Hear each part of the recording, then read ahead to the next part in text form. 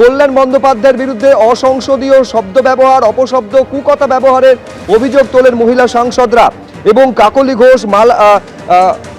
ঘোষ দস্তিদার, মালা রায় সহ কল্যাণের বিরুদ্ধে চিঠি 17 জন সাংসদ তাতে সই করেন।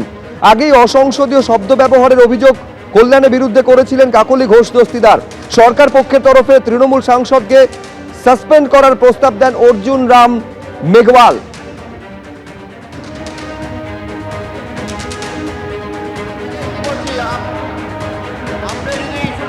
আর এই সাসপেনশনের পরই জল্পনা বাড়িয়ে শ্রমিক ভট্টাচার্যের সঙ্গে দেখা করলেন কল্যাণ বন্দ্যোপাধ্যায়।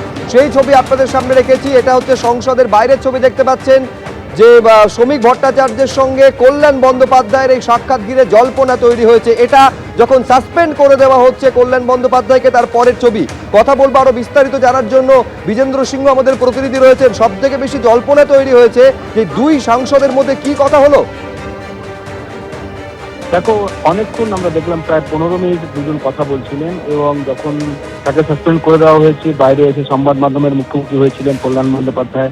তার আগে অনেকক্ষণ দেখা গেল মহুয়া মৈত্র তার সঙ্গে কথা বলছেন এবং সেখানে যখন শ্রমিক ভট্টাচার্য বেরোচ্ছিলেন তাকে এক সাইডে নিয়ে যান কল্যাণ বন্দ্যোপাধ্যায় এবং প্রায় 15 মিনিট দেখা গেল তারা দুজনই দাঁড়িয়ে সেখানে কিছু কথা বলছিলেন।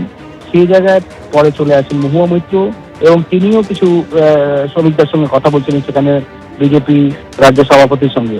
কি নিয়ে কথা হয়েছে এখনো জানা যাচ্ছে না, তবে যখন জিজ্ঞেস করা হয় কল্যাণ বন্দ্যোপাধ্যায় সাসপেনশন নিয়ে, তখন শ্রমিক ভট্টাচার্য জানিয়েছেন এটা লোকসভার ব্যাপার, তিনি এটাতে জানেন না। লোকসভা যা সিদ্ধান্ত নিয়েছেন সেক্ষেত্রে যা টিএমসি তরফ থেকে পদক্ষেপ নেওয়া হয়েছে এটা নিয়ে তিনি কি বলবেন, যেহেতু তিনি লোকসভার সদস্য নন, তিনি জানেন না সেখানে কি হয়েছে।